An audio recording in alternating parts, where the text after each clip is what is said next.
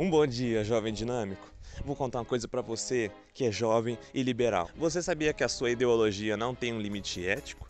E que hoje em dia todas essas florestas e todos esses desastres ambientais acontecem por causa dela? Sabia que o liberalismo é o que está fazendo a gente ter mais problema hoje em dia? E vou falar uma verdade, liberalismo é um jeito de falar capitalismo. A questão é que liberalismo é uma corrente filosófica que já é mais arquitetada. Capitalismo é um conceito mais amplo. Hoje em dia, vivemos num mundo neoliberal. Liberais continuam a mesma coisa, buscando sempre ao capital ao invés da solidariedade. Por isso que hoje em dia você vê tantas notícias de indígenas sendo mortos por grupos de empresa, terrenos na Amazônia sendo incendiados por grandes fazendeiros, e é por isso que as mudanças climáticas estão afetando a gente. Ou você acha que é à toa que os países mais liberais, com a política mais enraizada no liberalismo, são os que mais afetam o planeta? Não é uma coincidência. Isso acontece. E hoje eu vou mostrar pra você o que a sua ideologia fez com o mundo e pelo menos levar você à condição de refletir sobre esse posicionamento seu. O que eu quero não é vir aqui e fazer você sair desse vídeo um comunista, porque isso é impossível. Você tem que pensar por si só. O que eu vou fazer é trazer uma reflexão onde você vai ter que admitir: essa ideologia é uma bosta, não serve pra você, nem pra mim e nem pra ninguém. Só pra quem é rico. No caso, a burguesia.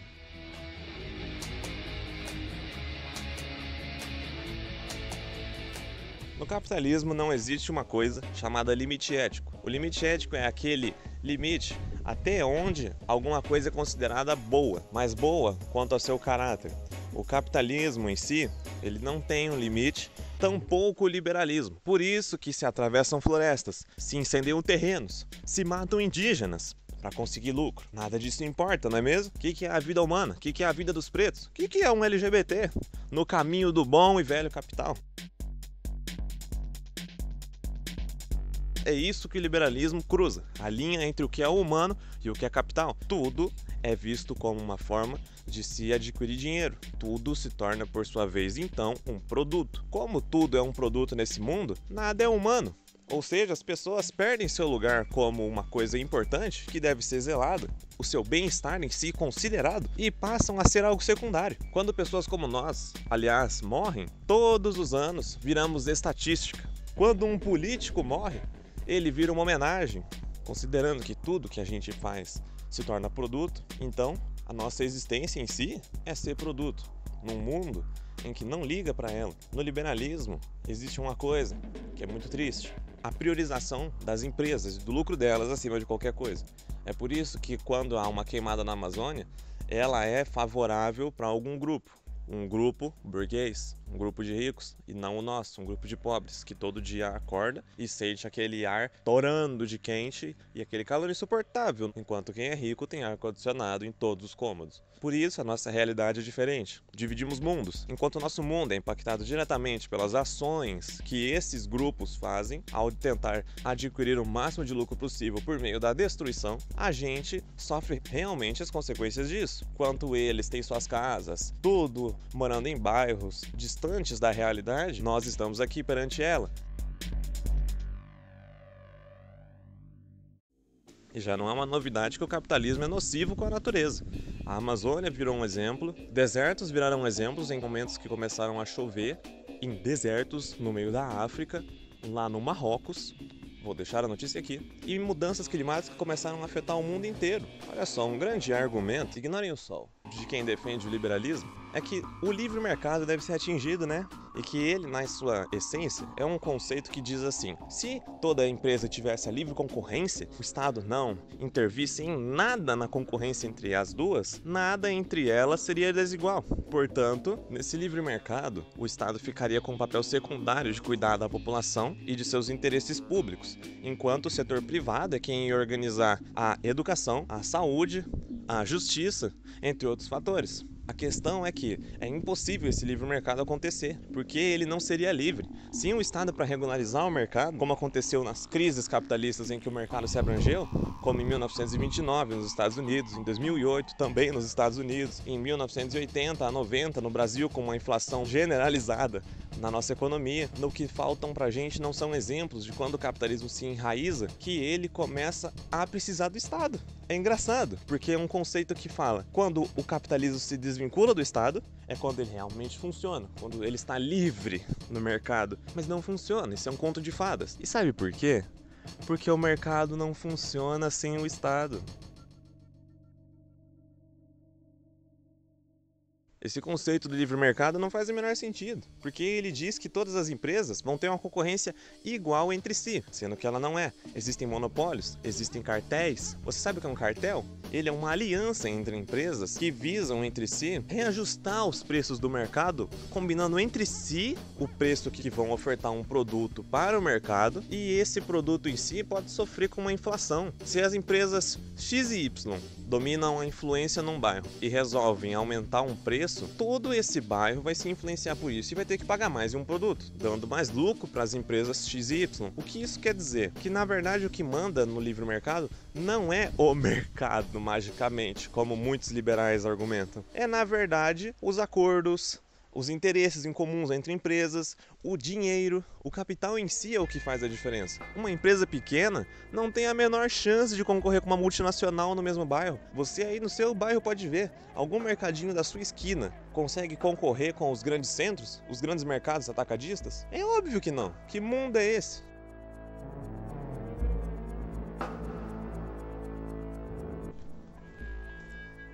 Agora uma parte pesada. Muita gente diz que o liberalismo dá certo, que ele já deu certo. E aí citam aqueles países, os Estados Unidos, Finlândia, Dinamarca, qualquer país escandinavo. Aí falam da Alemanha, do Japão. E vou falar uma verdade para vocês. Se preocupem mais com que métodos eles dizem que esses países são ricos. O que eu quero dizer com isso? A maioria desses países passou por uma imensa pobreza até conseguirem realmente essas condições de países ricos.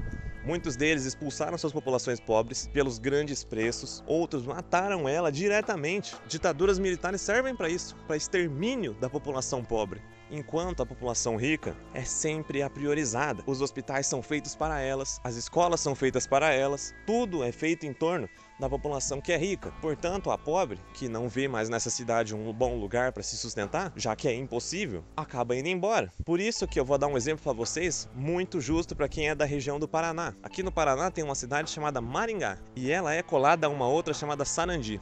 Maringá é uma cidade muito cara, por isso quem trabalha de verdade nela e sustenta seus setores vive em Sarandi. E sabe o que é engraçado? Que isso não é um exemplo único. Toda cidade rica e grande, desenvolvida, como todo país, precisa de países pobres em algum lugar para sustentá-lo. Não existe um país rico que fica rico sozinho. Por isso que países liberais dão certo.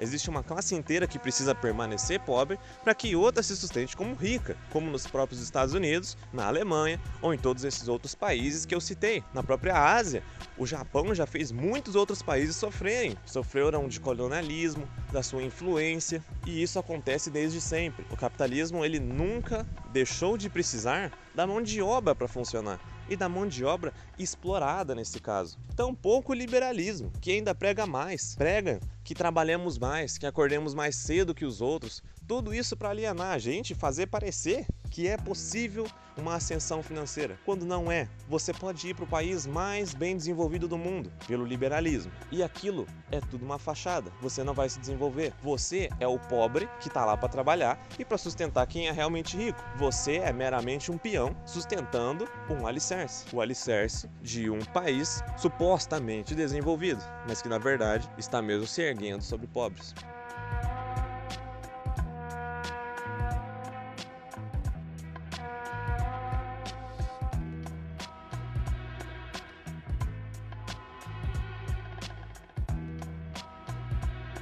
Agora a gente vai para uma frase muito impactante. Vocês já ouviram falar em ecologia sem luta de classes é jardinagem, do Chico Mendes? Bom, essa frase diz muito, porque ela é completamente verídica. Ecologia, essa prática de tentar desacelerar as mudanças climáticas por meio do estudo e das mudanças, ela só existe por meio da luta de classes. Porque o que é luta de classes? É a classe proletária, que é a classe de quem trabalha, contra a classe burguesa, que é a classe que tem os meios de produção. É a classe que explora e a classe que é explorada. E a nossa história sempre teve a condição de uma classe estar lutando contra a outra. Pense na Grécia Antiga, eram os escravos contra os gregos. Pense no Brasil colônia, eram novamente os escravos indígenas contra os portugueses. Isso são exemplos nossos. A história toda é regida assim. É só você pensar quem era explorado e quem era que estava explorando. E esse ditado vem disso. Se nós não lutarmos contra a classe que explora, ela vai continuar explorando, porque a função dela é essa. No capitalismo, essa classe vai continuar sendo o que ela é. Uma classe que explora, que mata e que não tem limites. Por isso, precisamos sempre estar lutando contra ela, para que ela não rompa com os limites da nossa existência. Os pássaros voltaram. Eles estavam no outro vídeo e retornaram. São pássaros liberais. Eles querem me censurar. Eu vou concluir o vídeo com esse ditado, para ensinar uma coisa para vocês, que não tem como lutar pelo meio ambiente e pelas causas que influenciam a nós, a classe trabalhadora, no caso proletário, sem conseguir lutar contra a burguesia, porque quem é rico tem interesses por trás da nossa destruição. Ou seja, a gente só vai conseguir realmente viver plenamente quando aceitar isso, quando pelo menos olhar para essa classe e falar: a gente precisa enfrentar eles, porque senão a nossa luta nunca vai parar. Se a sociedade sempre foi luta de classes, então toda geração vai lutar contra alguma coisa, sem fim. Então por isso nós precisamos hoje, nessa luta, enfrentar eles e ainda as mudanças climáticas que eles proporcionaram.